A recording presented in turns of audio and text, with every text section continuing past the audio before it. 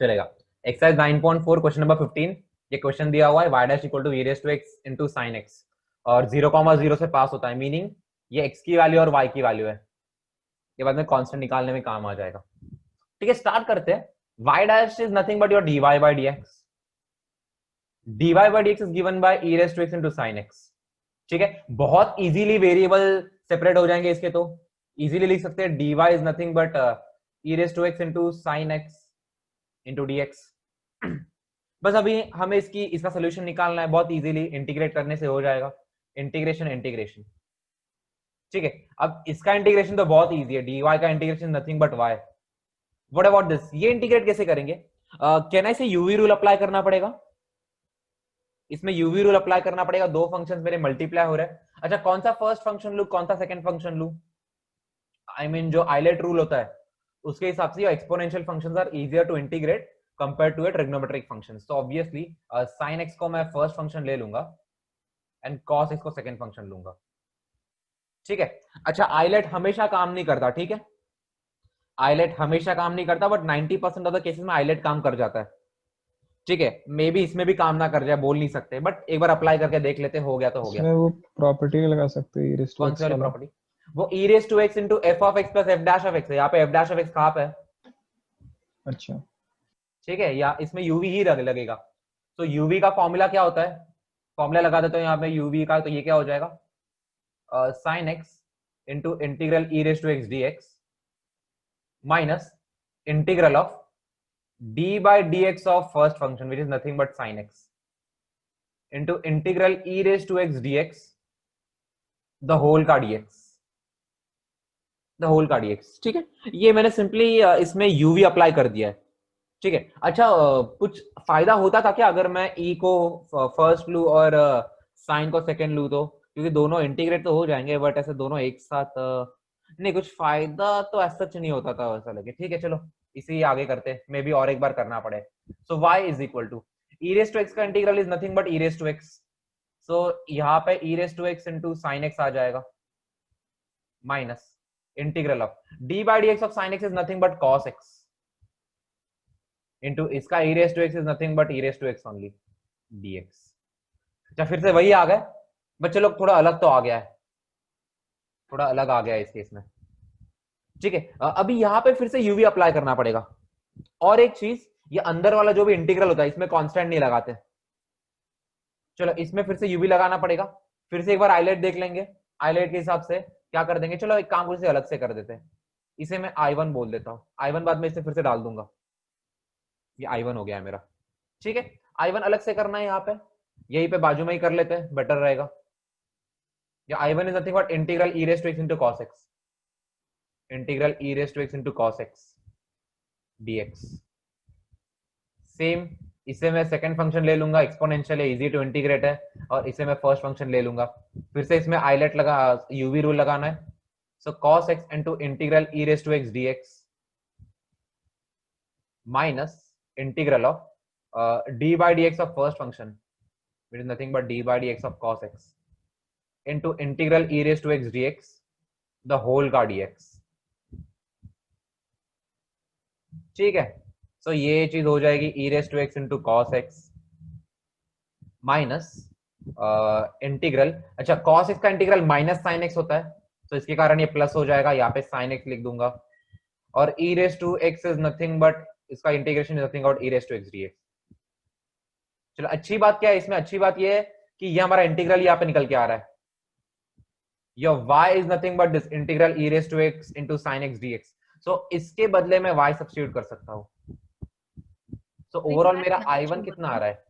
I1 आ रहा है e raised to x into cos x plus y। Sir yes Sasmi? वो y dash होगा ना, sin x into e raised to x? नहीं नहीं, your y dash is e raised to x into dx, और जब मैंने इंटीग्रेट किया उस चीज को तब जाके वो e raised to x into sin x बना। तुम्हारा integral e raised to x into sin x is y। समझ में आया? हाँ हाँ, okay. सिर्फ sin x into e raised to x is y dash, so obviously उसका इंटीग्रेशन विल बी y। ठीक है, so e raised to x into e raised to x cos x plus y आपका I1 है, तो substitute कर दूंगा मैं इसमें, जो मेन वाला इंटीग्रल में कर रहा था। So y is equal to e raise to x sin x minus ये i1 था, i1 के बदले क्या निकल के आ रहा है, this thing e raise to x cos x plus y, e raise to x cos x plus y, that's it. अभी क्या निकल के आ रहा है ये y is equal to e raise to x sin x minus e raise to x cos x minus y, ठीक है। एक प्लस सी भी डाल देते हैं इसमें, एक प्लस सी भी डाल देते हैं, एनीवेज लगेगा बाद में। अच्छा ये y वो साइड में चला जाएगा, सो प्लस बन जाएगा ऑब्वियसली। सो हमारा फाइनल आंसर क्या आ रहा है, फाइनल आंसर यहां से आ रहा है 2y is nothing but e raise to x common ले लेता हूं, अंदर आ जाएगा sin x minus cos x plus C. So overall y क्या आ रहा है, y बेसिकली 2 को डिवाइड कर दूंगा, सो ये y की वैल्यू आ रही है, y का फंक्शन आ रहा है basically, y is e raise to x by 2 into sin x minus cos x plus C.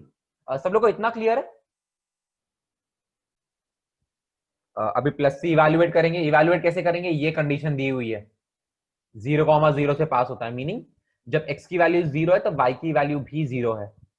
So obviously मैं इसमें x के बदले 0 और y के बदले 0 साइमल्टेनियसली सब्स्टिट्यूट करूंगा। सो क्या आ जाएगा यहाँ पे, चलो इसे थोड़ा बड़ा कर देता हूँ पहले, 0,0 सब्स्टिट्यूट कर रहा हूं मैं इसमें। सो y के बदले 0 डालूंगा, 0 equal to e raise to 0 by 2 into sin of 0 minus cos of 0 plus c, ठीक है। अभी e raised to 0 is nothing but 1, so ये चीज हाफ बन जाएगी, 0 equal to 1 by 2, sin 0 is 0 and cos 0 is 1, तो यहाँ पे -1 आ जाएगा, -1 plus c। तो ये चीज उधर जाए चली जाएगी तो प्लस बन जाएगी, तो c की वैल्यू कितनी आ रही है, c इज हाफ आ रहा है, यहाँ से c की वैल्यू हाफ आ गई, कांस्टेंट ऑफ इंटीग्रल, तो बेसिकली आर्बिट्री कांस्टेंट की वैल्यू भी आ गई है। सो एक जनरल सॉल्यूशन से अब ये पर्टिकुलर सॉल्यूशन बन गया है। सो y क्या हो जाएगा, y हो जाएगा e raise to x by 2 into sin x minus cos x plus half, चाहे तो ये दोनों 2 को एक साथ डिनोमिनेटर में ले सकते हो, आ गया आपका आंसर। ये क्लियर है सब लोग को? ठीक है, x y d y by d x equal to x plus 2 into y plus 2, 1,-1 से पास हो रहा है, ठीक है। ऑब्वियसली देख के पता चल रहा है कि वेरिएबल सेपरेबल से ही करना है उसी एक्सरसाइज में। तो अभी इसके वेरिएबल सेपरेट कैसे होंगे, x एक साइड में रखना है, y एक साइड में रखना है, तो क्या क्या लिख सकता हूं मैं इसे, x y d y is nothing but x plus 2 into y plus 2 into d x, that's it. मतलब मेरे लेफ्ट हैंड साइड में सारे y वाले रखूंगा मैं और राइट हैंड साइड में सारे x वाले रखूंगा। सो यहाँ पे क्या आ जाएगा, y डी वाई तो है ही, प्लस उसके साथ ये वाला टर्म भी डाल देता हूं, सो डिनोमिनेटर में y प्लस 2 आ जाएगा equal to, right hand side में क्या आ जाएगा, ये x प्लस 2 तो है ही, x प्लस 2 dx, और इसके डिनोमिनेटर में आ जाएगा x, ठीक है। और कुछ रह गया इसमें, देख लो एक बार बस, y प्लस 2 इधर चला गया, बेसिकली दोनों के एक एक ये अलग अलग अपोजिट साइड में चले गए, ठीक है। अभी हमें करना क्या है नेक्स्ट स्टेप, तो ऑब्वियसली एक बार वेरिएबल प्रॉपर्ली सेपरेट हो गए उसके बाद इंटीग्रेट करना होता है। तो यहाँ पे इंटीग्रल लगा दूंगा, यहाँ पे इंटीग्रल आ गया, यहाँ पे इंटीग्रल आ गया, ठीक है। चलो एक एक करके इंटीग्रेट करते हैं, एक एक करके इंटीग्रेट करते हैं। सबसे पहले एलएचएस पकड़ते हैं। आपका एलएचएस क्या हुआ, LHS is integral y by y plus 2 dy, ठीक है। कैसे करेंगे इसे इंटीग्रेट, आई मीन क्या ना, इसे सब्स्टिट्यूशन से बहुत इजीली हो जाएगा, सब्स्टिट्यूशन से बहुत इजीली हो जाएगा। कैसे बता देता हूं, लेट्स से y प्लस 2 को t ले लिया, y प्लस 2 को t ले लिया, ठीक है। सो आपका y क्या हो जाएगा, यहां से बोल सकता हूं मैं, y आपका हो जाएगा t माइनस 2, ठीक है। One more thing, differential term भी निकालना है, dy क्या हो जाएगा, dy dt बन जाएगा। अच्छा ये क्यों किया, बिकॉज न्यूमरेटर में हमें वो चीज चाहिए थी, डिनोमिनेटर में सिंगल टर्म अगर होगा तो बहुत इजीली उसे सेपरेट कर सकते हैं, फॉर दैट रीजन। सो अपना इंटीग्रल किस में कन्वर्ट हो जाएगा, इंटीग्रल बन जाएगा, इंटीग्रल y के बदले t माइनस 2 लिखना है, सो t माइनस 2, और y प्लस 2 के बदले t लिख देना है, तो यहाँ पे t आ जाएगा, और dy के बदले dt ही लिखना है, सिंपल। अभी आगे इसे कैसे करूं, स्प्लिट कर दूंगा इसे, ये बन जाएगा integral t by T which is nothing but 1 minus integral 2 by T dt, ठीक है। ये चीज कैंसिल होकर तो 1 ही बन जाएगी, सो 1 का integral is nothing but t, और -2/t का इंटीग्रल क्या हो जाएगा, -2 तो कांस्टेंट है, और 1/t का इंटीग्रल होता है log of mod of t। That's it. Plus c चलो बाद में डाल देंगे, दोनों का मिला के डाल दिया। अभी फिर से रीसब्स्टिट्यूट करना है, t के बदले लिख दूंगा y+2, तो यहाँ पे आ जाएगा y+2 -2 टाइम्स log ऑफ, एक सेकेंड, t के बदले y+2 डालना था, एक -2 भी, नहीं ठीक है कोई इशू नहीं, मॉड ऑफ, अगेन यहाँ पे y+2 डाल दिया, plus c, that's it. So ये आपका लेफ्ट हैंड साइड का इंटीग्रल था। सब लोगों को ये क्लियर है? अभी राइट हैंड साइड को इंटीग्रेट करते हैं, यहाँ पे RHS लिखता हूं मैं, RHS दिस। अभी ये तो बहुत इजी है, स्प्लिट इधर स्प्लिट कर दो, इसे लिख सकता हूँ x/x upon 2/x dx। Anyway x cancel हो जाएगा, 1 हो जाएगा, 1 का इंटीग्रल dx के रिस्पेक्ट में तो x ही हो जाएगा, plus this is 2/t, sorry it is 2/x, 2/x का तो 2 log of mod of x, plus C डालो, यहाँ पे डालो, फर्क नहीं पड़ता, यहाँ पे लिखो, फर्क नहीं पड़ता। ठीक है, बस अभी LHS RHS को इक्वल कर देंगे, इंटीग्रल तो कर दिया है, तो LHS में क्या लिख देंगे, LHS में लिख देंगे y+2 into -2 log of mod of x+2 y+2 plus C, चलो वो वाले में लिख दूंगा, इक्वल टू, यहाँ पे क्या आ जाएगा, x+2 log of mod of x plus c, that's it. ठीक है, अच्छा, अगर इसे y as a function of x में कन्वर्ट करना होगा तो थोड़ा बड़ा प्रोसेस हो जाएगा एक्चुअली, -2 को पहले उधर लेके जाओ, दोनों एक साथ लिखो, थोड़ा बड़ा प्रोसेस हो जाएगा इसमें, तो जरूरत नहीं है, नॉर्मल एक इम्प्लिसिट फंक्शन भी लिख दिया तो भी काफी है इस केस में।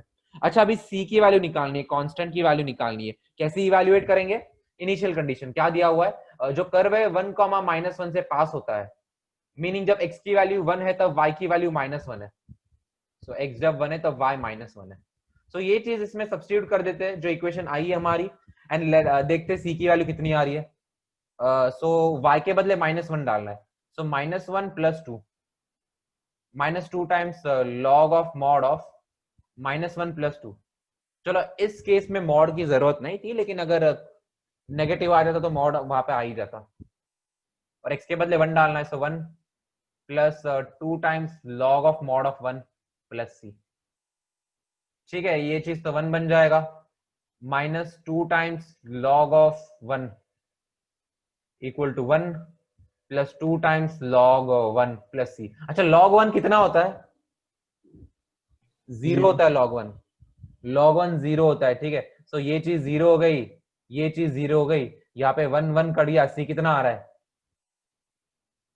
कहना से सी यहां से 0 आ जाएगा, सो सी की वैल्यू 0 है, सो ओवरऑल हमारा सॉल्यूशन क्या आ जाएगा, ओवरऑल सॉल्यूशन आ जाएगा y+2 -2 times log of mod of y+2 equal to x + 2 times log of mod of x।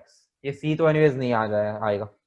ठीक है, इसे थोड़ा सुंदर बना सकते हैं, थोड़ा अच्छा बना सकते हैं, कैसे करेंगे, लॉग्स को कंबाइन कर लेंगे, लॉग को एक साथ ले लेंगे, तो बार बार लॉग नहीं आएगा, कैसे इसे कंबाइन करेंगे, y+2 -x, ये वाला x मैंने उधर डाल दिया, ठीक है, और लॉग को कंबाइन कर लिया, equal to 2 log of mod of x plus 2 log of mod of y+2, that's it.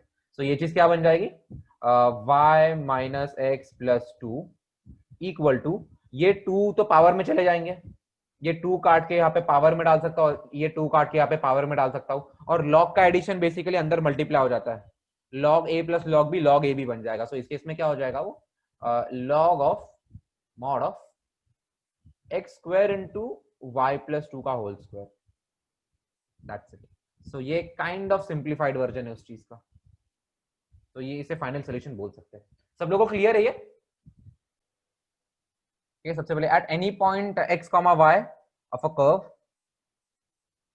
the slope of tangent is twice the slope of line segment joining the point of contact to the point -4, 3। चलो एक basic rough graph बना लेता हूं मैं explanation के लिए, ये x axis हो गई, ये y एक्सिस हो गई, और ये कर्व हो गया, कुछ भी रैंडम कर्व ले लो यार, कुछ भी एक रैंडम कर्व ले लो, ठीक है, कर्व पे एक पॉइंट है, यहाँ पे उन्होंने बोला है at any point x, y on the curve, of the curve, तो ये पॉइंट हो जाएगा x, y, ठीक है। The slope of tangent is twice, अच्छा -4 का -3 यहाँ पे कहीं पे तो आएगा थर्ड क्वाड्रेंट में, वैसे बनाने की जरूरत नहीं थी फिर भी, -4 -3, ठीक है।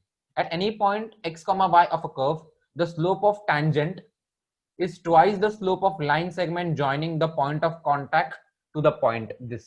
अभी point of contact ये हो गया, यहाँ पे ऐसा somewhat ऐसे tangent बनेगा। अच्छा, tangent का जो slope होता है small m से represent करता हूँ, it is nothing but dy by dx। dy by dx एक पर्टिकुलर पॉइंट पे स्लोप की वैल्यू कैसे निकालते हैं हम, dy by dx डाल के x की वैल्यू सब्स्टिट्यूट कर देंगे, xy की वैल्यू जो भी हो। तो ये स्लोप ऑफ टैंजेंट हो गया dy by dx। और कौन से दूसरे स्लोप की बात कर रहे हैं, इस पॉइंट की बात कर रहे हैं वो लोग, लाइक ये पॉइंट और ये पॉइंट ऑफ कांटेक्ट, इन दोनों को जोड़ो, इन दोनों को जोड़ के जो पॉइंट जो लाइन बनेगी इसकी स्लोप की बात कर रहे हो, ठीक है। सो ये लाइन का स्लोप कितना होगा, basically y2 minus y1 by x2 minus x1 apply कर देंगे। इसे x1 y1 मान लो और इसे x2 y2 मान लो, x2 y2, दैट्स इट। तो स्लोप क्या होगा इस लाइन का, इस लाइन का स्लोप लिख देता हूं मैं। फॉर्मूला क्या होता है, y2 minus y1 upon x2 minus x1।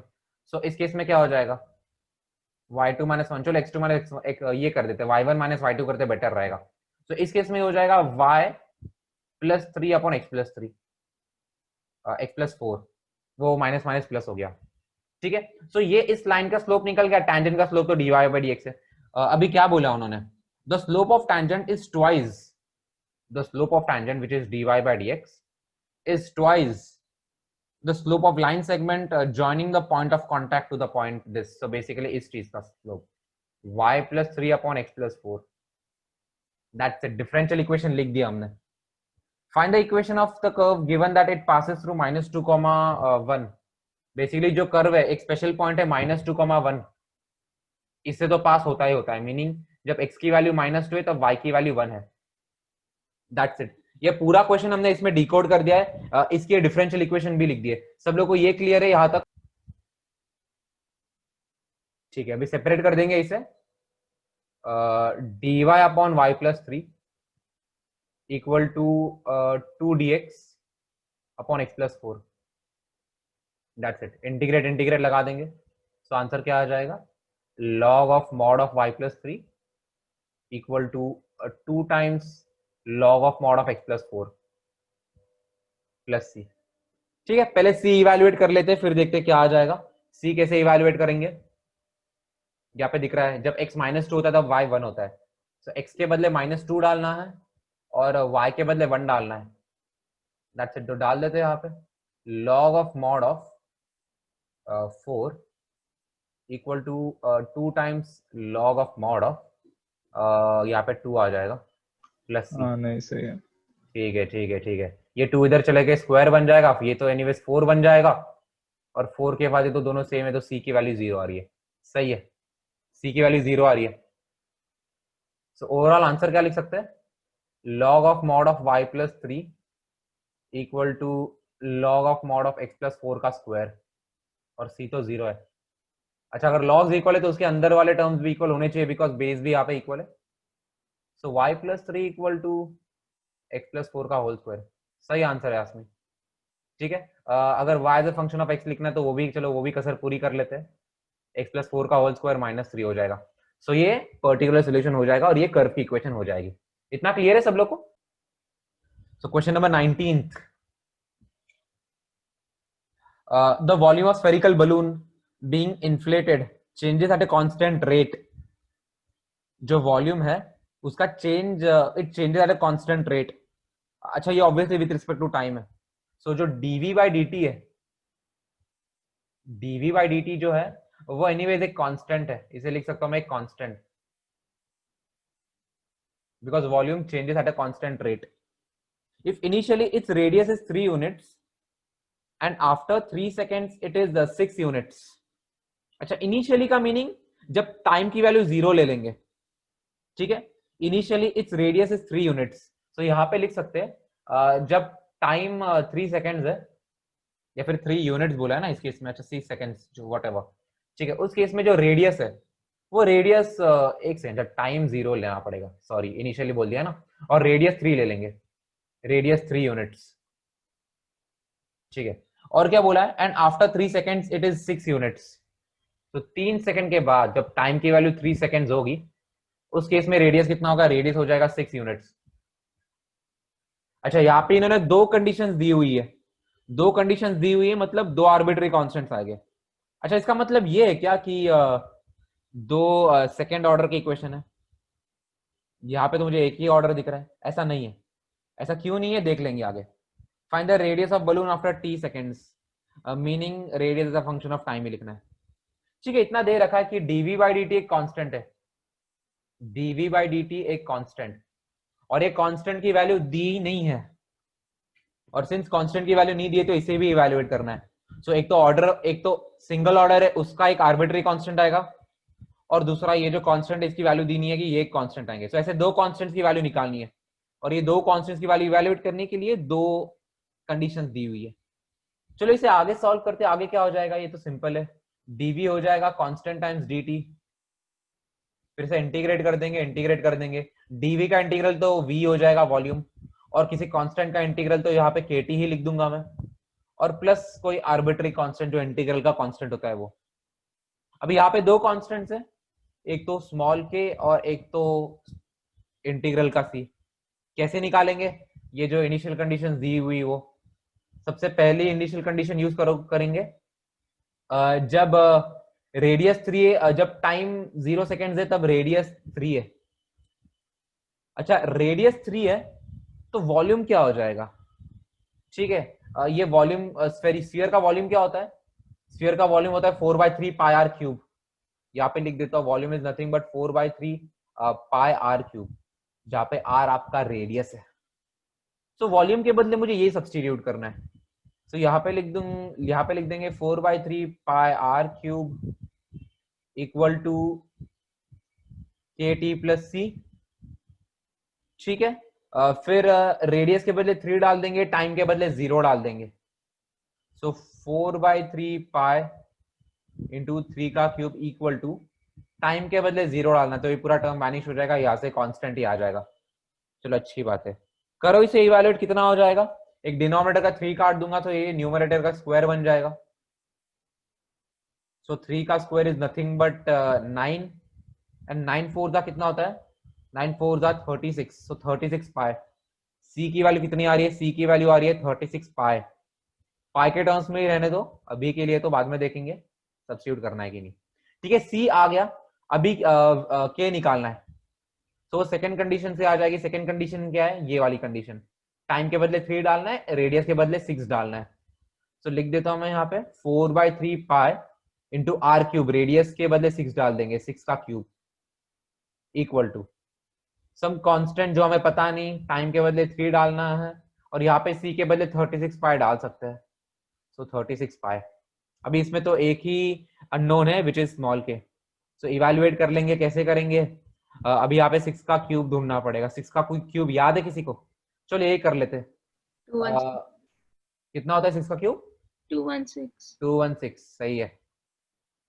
So 216 into 4 pi by 3 equal to 3k plus 36 pi. अच्छा, इसे काट देंगे पहले 3 से, क्या हो जाएगा? 3 7 जा 21, 3 2 जा 6। ठीक है, एंड देन ये 72 इंटू 4 कर लो, कितना हो जाएगा? ये 8, and 7 4 r 28 pi equal to 3k plus 36 pi. तो सबट्रैक्ट करना पड़ेगा यहाँ पे। 3k क्या हो जाएगा? 3k हो जाएगा 288 माइनस 36। 288 माइनस 36 कितना हो जाएगा? ये 252 पाई। तो ये k की वैल्यू कितनी हो जाएगी? यहाँ पे बाई 3 लग जाएगा, बाई 3 लग जाएगा। कर दो एक बार, कितना हो रहा है ये? 3 7 आर 21 40, एक सेकेंड, 3 7 जा 21, 84 है। एक सेकेंड, ओ हाँ सॉरी, मैं तो 8 से भूल गया। ठीक है, 8 जा 24 आ रहा है, फिर 12, 3 4 जा 12, 84 पाए। सो ओवरऑल में हम हमारी इक्वेशन क्या लिख सकते हैं? इक्वेशन लिख सकते हैं 4/3 pi r cube equal to के बदले लिखना पड़ेगा 84 पाई। सो 84 पाई टी प्लस कांस्टेंट के बदले क्या लिखेंगे, कांस्टेंट के बदले लिखेंगे 36 पाई। ठीक है, अभी इक्वेशन तो आ गई है, radius as a function of time लिख देते हैं बस इस केस में, क्यूब रूट लिखना पड़ेगा। तो कैसे करेंगे इसी को, कुछ सिंप्लीफाई होगा यहाँ पे, ये करना पड़ेगा यहाँ पे इसे सिंप्लीफाई। चलो 4 से डिवाइड कर दे सबसे पहले, तो ये 4 कट जाएगा, यहाँ पे क्या आ जाएगा 2 and 1, यहाँ पे 21 आ जाएगा, यहाँ पे क्या आ जाएगा, यहाँ पे 9 आ जाएगा। ठीक है, सो आर क्यूब क्या हो जाएगा, आर क्यूब हो जाएगा 3 बाय पाई। चलो पाई भी कट रहा था, ओके यहाँ पे पाई भी कट रहा था, अच्छी बात है, तो पाई भी काट देते हैं, बस एक 3 बच रहा है। 3 किस किस से मल्टीप्लाई हो जाएगा, 3 मल्टीप्लाई हो जाएगा 21t प्लस 9 से, 21t प्लस 9 ब्रैकेट के अंदर भी लेके जा सकते हो या ब्रैकेट के बाहर डाल रहने तो भी चलेगा। ठीक है, बट शर्त है कि क्यूब रूट लेना पड़ेगा। तो क्या कर सकते हैं, एक तो हम इसमें से भी 3 कॉमन ले सकते हैं, तो अगर 3 कॉमन ले लेंगे ब्रैकेट से तो बाहर तो 9 बन जाएगा, अंदर बच जाएगा 7t प्लस 3, दैट्स इट, ये आर क्यूब है। सो आर क्या हो जाएगा, आर हो जाएगा 9 इंटू 7t प्लस 3 का क्यूब रूट, तो 1/3 लिख देंगे। सो ये निकाल लिया हमने radius after some time t, या फिर radius is a function of time. ये क्लियर है सब लोग को, पूरा सोल्यूशन भी लिख दिया है मैंने यहाँ पे, तो देख सकते हो पूरा solution. Question number 20, in a bank principal increases continuously at the rate of r percentage per year, ठीक है, find the value of small r if rupees 100 doubles itself in 10 years। सो मैं बोल दूंगा प्रिंसिपल अमाउंट को, या फिर जो amount bank है उसे पी से रिप्रेजेंट करते हैं, और एक टाइम का वेरिएबल भी आ जाएगा यहाँ पे, बिकॉज पर ईयर दिया है। अच्छा ये जो टाइम है ये हम ईयर्स में देख रहे हैं, ठीक है, यहाँ पे लिख देता हूँ इन ईयर्स, बिकॉज यहाँ पे percent per year, or percentage per year बोल दिया है, तो वो ईयर्स में लेंगे तो बेटर है। ठीक है, सो अभी इसकी डिफरेंशियल इक्वेशन कैसे लिखेंगे, in a bank principal increases continuously at the rate of r percent per year. So यहाँ पे प्रिंसिपल क्या है, p है, सो ये पर ईयर है तो dp बाई dt कर देंगे, rate of change of principal with respect to time. ये कितना बोल रखा है, ये बोल रखा है उन्होंने r परसेंटेज पर ईयर। अभी r परसेंटेज, अभी परसेंटेज किसका होता है, ये p का परसेंटेज है। सो can I say I can write your r by 100 into p, मुझे लिखना पड़ेगा r by 100 into p, because वो जो r परसेंटेज है that is with respect to the principal amount which is present in the bank, या फिर the amount which is present in the bank. So ये चीज यहाँ पे ऐसी ही लिखनी पड़ेगी। सो ये डिफरेंशियल इक्वेशन जो मैंने लिखी है, ये सब लोगों को क्लियर है कि नहीं, सबसे पहले तो इतना बताओ मुझे। अभी इसे कुछ सॉल्व भी करना है, सॉल्व भी करना है इसे। सो कैसे सॉल्व करूंगा मैं, ये r तो कांस्टेंट है, ये 100 भी कांस्टेंट है, टाइम बस टाइम का तो कोई वेरिएबल एनीवेज है ही नहीं, तो टाइम को एक साइड ले लूंगा, बाकी सारे एक साइड ले लूंगा। तो क्या लिख सकते हैं हम इसे, dp तो यहाँ पे आ जाएगा, dp बाय p लिख सकते हैं, equal to r by 100 into dt, बस p मैंने यहाँ पे ले लिया, dt वो साइड डाल दिया। ठीक, अभी करना कुछ नहीं, करना इंटीग्रेट ही है, यहाँ पे इंटीग्रल लगा दूंगा, यहाँ पे इंटीग्रल लगा दूंगा, एनीवेज ये r बाय 100 तो कांस्टेंट है। सो dp बाय p का इंटीग्रल क्या हो जाएगा, ये हो जाएगा log ऑफ p, इसका बेस क्या, इसका बेस तो स्मॉल ही है, नेचुरल लॉगरिथम है। सो हो जाएगा r बाय 100, dt का integral is nothing but t, और एक प्लस c आ जाएगा, यहाँ पे एक प्लस c आ जाएगा। अभी इन्होंने पूछा क्या है, अभी देखो यहाँ पे आर्बिट्री कांस्टेंट्स कितने हैं, वेरिएबल्स कौन से हमारे, एक तो p वेरिएबल और एक t वेरिएबल है। सो आर्बिट्री कांस्टेंट एक तो ये c आ गया, लेकिन एक स्मॉल r भी है, बिकॉज वो तो फाइंड करना है हमें। सो यहां से देख के हमें पता चल रहा है कि हमें 2 कंडीशंस चाहिए, हमें 2 कंडीशंस चाहिए, जब तब जाके हम इसे सॉल्व कर सकते हैं, लेकिन एक ही कंडीशन दी हुई है, बोला क्या है, find the value of small r if rupees 100 doubles itself in 10 years. अगर इससे ध्यान से देखा जाए तो इसी स्टेटमेंट में 2 कंडीशन छुपी हुई है। 2 कंडीशंस कैसे, कि इनिशियली मैंने 100 रुपए डाले बैंक में, सो कैन आई से जब टाइम की वैल्यू 0 होगी तब प्रिंसिपल अमाउंट की वैल्यू हो जाएगी ₹100। और क्या बोल रखा है, ये जो ₹100 है ये डबल हो जाएंगे 10 साल बाद। सो टाइम जो कि एनीवेज हमने इयर्स में ही लिया है, सो टाइम के बदले 10 डाल देंगे, तब प्रिंसिपल जो तब पी जो होगा, जो अमाउंट हो जाएगा वो डबल हो जाएगा। सो यहाँ पे पी के बदले 200 लिख सकता हूं मैं। सो यहाँ पे इसी एक स्टेटमेंट में ही दो कंडीशंस दे रखी थी, तो चलो ये डाल के देखते हैं क्या वैल्यूज आ रही है। सो स्मॉल टी टाइम के बदले 0 डालना है तो पी के बदले 100 डाल देंगे। तो यहाँ पे क्या हो जाएगा, log of 100 to the base e is equal to r by 100 into time के बदले क्या डालना है, टाइम के बदले 0 डालना है, तो एनीवेज ये चीज 0 हो जाएगा e प्लस सी। सो ये चीज तो एनीवेज 0 हो रही है, ठीक है, ये चीज यहाँ पे लिख दी। सो सी का वैल्यू क्या आ रहा है, सी का वैल्यू आ रहा है log 100, सी का वैल्यू log 100 आ रहा है, बेस ये है इसका। ठीक, फिलहाल इसे ऐसे ही रहने देते हैं, बाद में देखते हैं इसका क्या करना है। ठीक है, एक सी तो आ गया, अभी दूसरा कांस्टेंट इवैल्यूएट करना है। वो कैसे इवैल्यूएट करेंगे, एक बार ये कंडीशन डाल देते हैं इसमें, टाइम की वैल्यू जब 10 है तब पी की वैल्यू 200 है। तो यहाँ पे क्या आ जाएगा, यहाँ पे आ जाएगा log of 200 to the base e equal to r by 100 into time के बदले 10 डाल दूंगा, प्लस सी के बदले log 100 यही से लिख देंगे, log 100।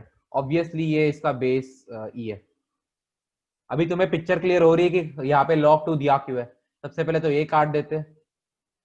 सो r by 10 क्या हो जाएगा, r by 10 हो जाएगा log 200 माइनस log 100। अभी log a minus log b is nothing but log of a by b। सो ये क्या बन जाएगा, ये बन जाएगा log ऑफ 200 by 100, जो कि नथिंग बट log 2 बन जाएगा, log 2 दिया हुआ है। सो r by 10 क्या है, r by 10 आपका है log 2, इसका बेस तो स्मॉल ही है, और यहाँ पे दे रखा है log 2 की वैल्यू दे रखी है 0.6931, 0.6931। तो स्मॉल r की वैल्यू कितनी निकल जाएगी, बस 10 से मल्टीप्लाई करना है, 6.931 ये स्मॉल r की वैल्यू है, और ये इवैल्यूएट करना था। तो यहाँ ये आपका एक कंप्लीट सोल्यूशन यहाँ पे लिख दिया है मैंने। सब लोग को ये क्लियर है कि नहीं, सबसे पहले तो इतना बता दो मुझे। क्वेश्चन नंबर 21,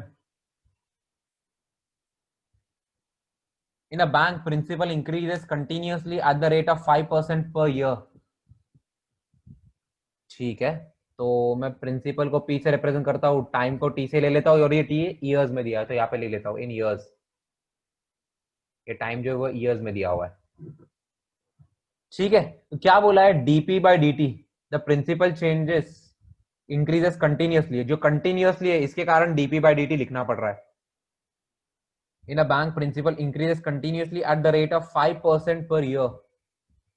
सो ये क्या हो जाएगा, ये हो जाएगा 5/100 इंटू पी। सो ये हमारा डिफरेंशियल इक्वेशन है, ठीक है।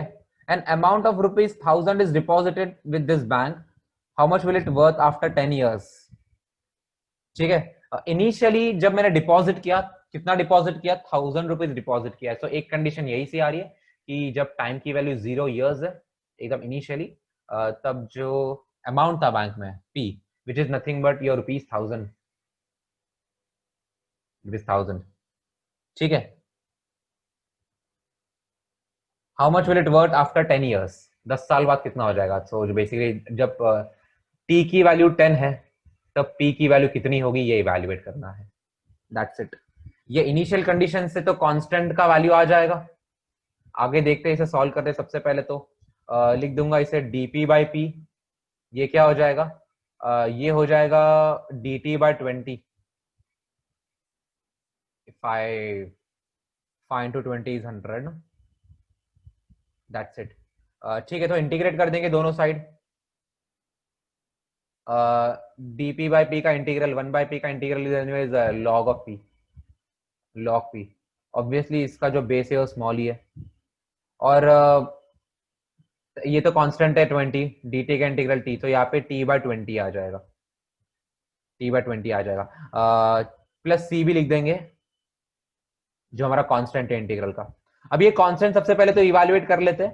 टाइम की वैल्यू 0, पी की वैल्यू 1000 इसमें डालनी है। सो यहाँ पे log of 1000 to the base e, ये क्या हो जाएगा? टाइम के बदले 0 डाल देंगे, सो यहाँ पे 0 प्लस सी। तो यहाँ से हमें c की वैल्यू आ रही है। c की वैल्यू कितनी आ रही है? log of 1000 आ रही है to the base p, natural log of 1000। So overall equation क्या बन रही है? ओवरऑल इक्वेशन बन रही है log p equal to t/20 plus c के बदले क्या लिखना है? c के बदले लिखना है log of 1000 to the base e। अभी अगर suppose p as a function of time लिखना है, सो वो भी कैसे लिखेंगे देख लेते हैं। यहाँ पे लिख देंगे log p माइनस log 1000 को मैं लेफ्ट हैंड साइड में डाल रहा हूँ, इक्वल टू t/20 आ जाएगा। So log a minus b log of a/b होता है, तो यहाँ पे हो जाएगा log of p/1000 equal to t/20।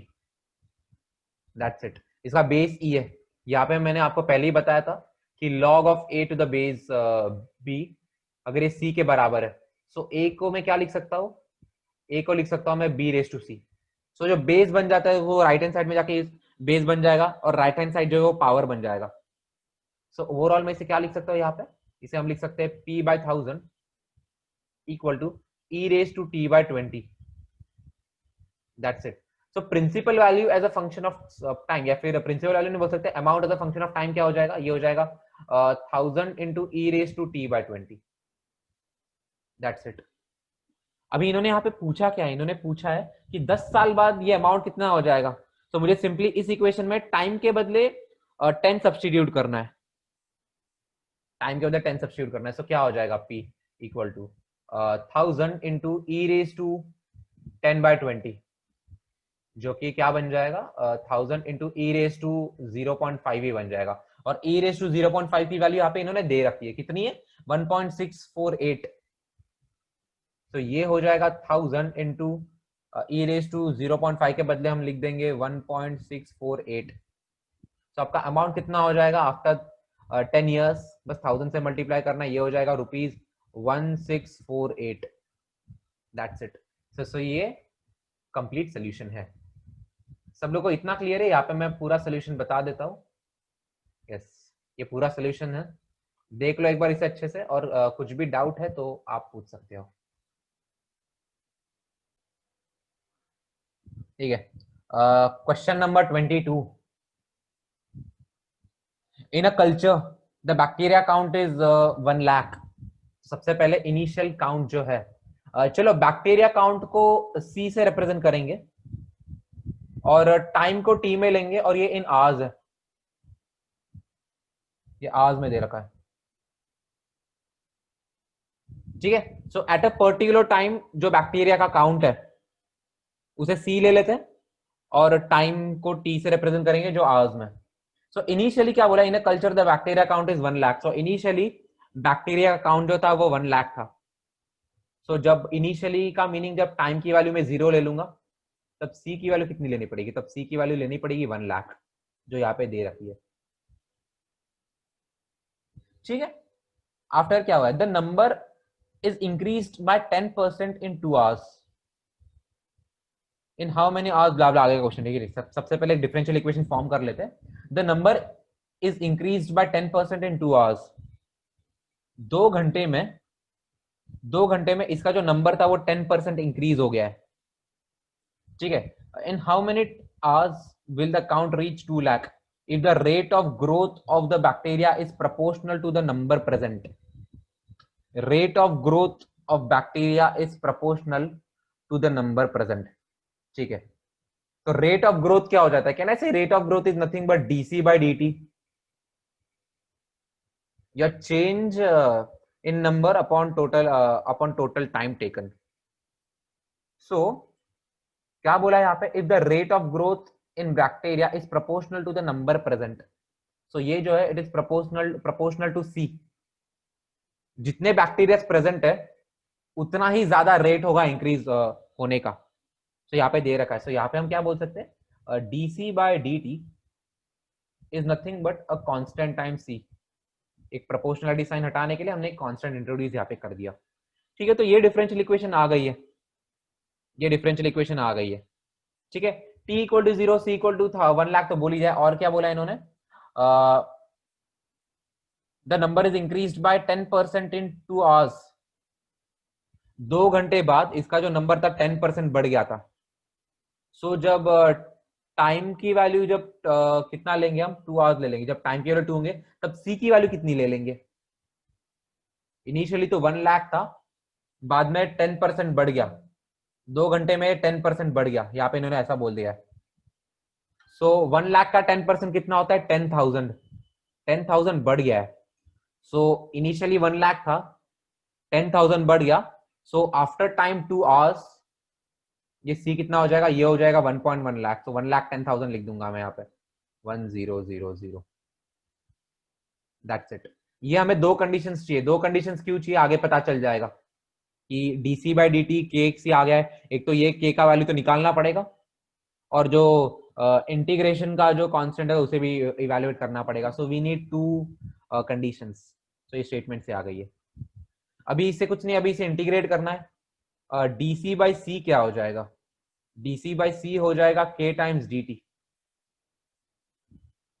अभी इंटीग्रेट कर देते हैं, यहाँ पे इंटीग्रेट डाल देंगे, यहाँ पे इंटीग्रेट डाल देंगे। इंटीग्रल डीसी बाई सी क्या हो जाएगा, ये हो जाएगा log सी। अच्छा इसका बेस ई हो जाएगा, होगा ऑब्वियसली, लिख देता हूं मैं। और के तो कांस्टेंट है, टी का इंटीग्रल तो dt का इंटीग्रल टी बन जाएगा। सो ये चीज बन जाएगा के टी। और एक यहाँ पे कांस्टेंट भी डालना पड़ेगा, लेकिन इसमें सी तो नहीं ले सकते क्योंकि सी ऑलरेडी काउंट का यूज कर रहे हैं, तो कुछ भी डाल दो। ए ले लो, कांस्टेंट कैपिटल है, ये भी इवैल्यूएट करना है। ठीक है, सो वी हैव 2 कांस्टेंट्स, एक तो है के और एक तो है ए।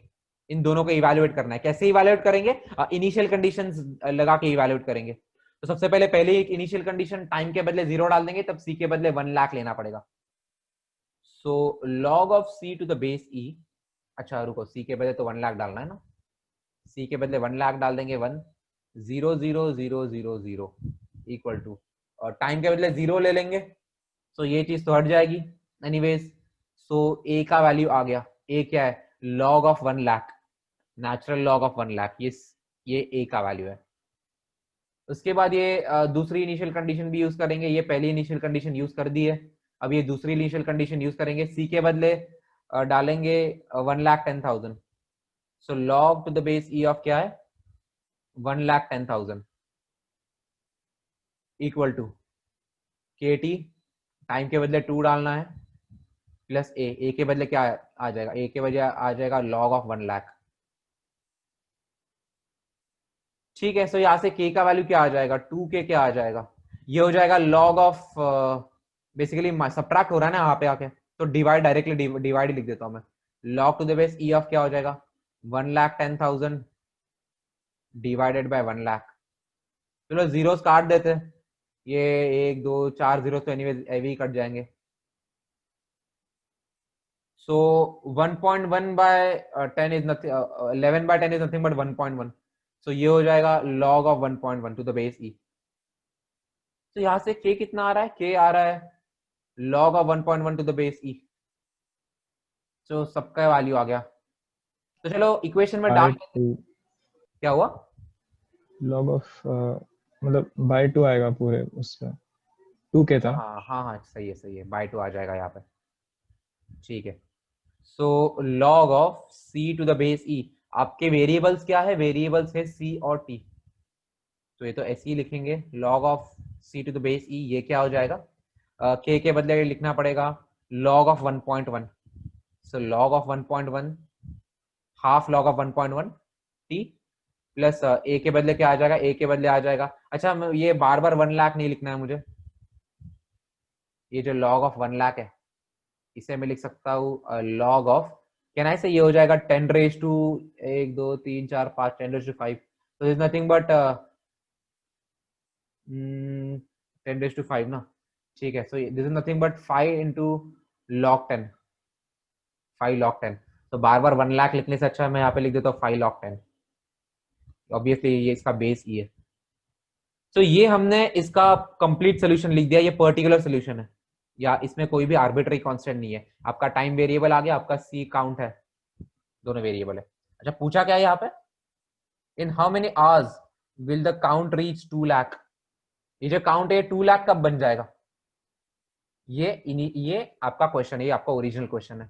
तो बस सी के बदले मुझे 2 लाख सब्स्टिट्यूट करना है और तब टाइम का वैल्यू क्या होगा ये इवैल्यूएट करना है। तो सी के बदले 2 लाख डाल देते।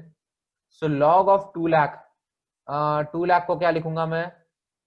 अच्छा एक लिख ही लेता हूँ यहाँ पे 2, फिर आ जाएगा आपका 2 लाख लिखना पड़ेगा 0 0 0 0 0। ठीक है, कितने जीरोज है यहाँ पे? इसे मैं 2 इंटू 10⁻⁴, चलो यही पे थोड़ा अच्छे से इसे सिंप्लीफाई कर देता हूँ। इसे मैं लिख सकता हूँ लॉग ऑफ, अच्छा 2 का कोई पावर नहीं लिख पाऊंगा ना यहाँ पे, 2 का कोई पावर नहीं लिख पाऊंगा। ठीक है, जाने दो फिर, या फिर स्प्लिट कर सकते हैं 2 अलग ये अलग, बट एनीवे तो टीडीएस ही हो जाएगा तो छोड़ दो।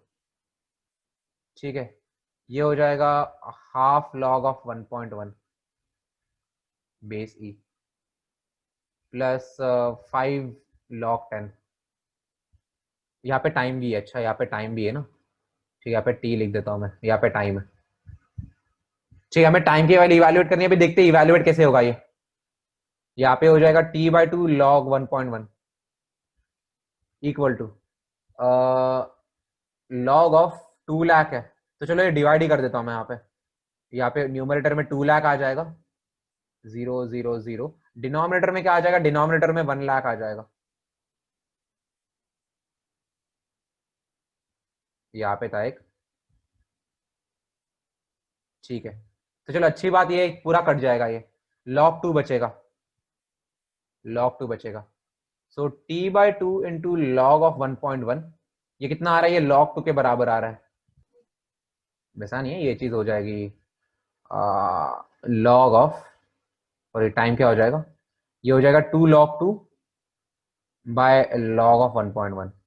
Log of a by b और log a by log b में बहुत डिफरेंस है, इतना याद रखो। तो ये आंसर दिया ना पीछे। अच्छा ये किसमें हमने टाइम जो है वो आवर्स में लिया था, सो इतने आवर्स, आवर्स, ठीक है। सो इतने घंटे बाद जो कितना निकल के आ जाएगा, तुम वैल्यूज डाल डाल के देख सकते हो, कुछ तो पॉइंट्स, ऑब्वियसली पॉइंट्स में आंसर आएगा।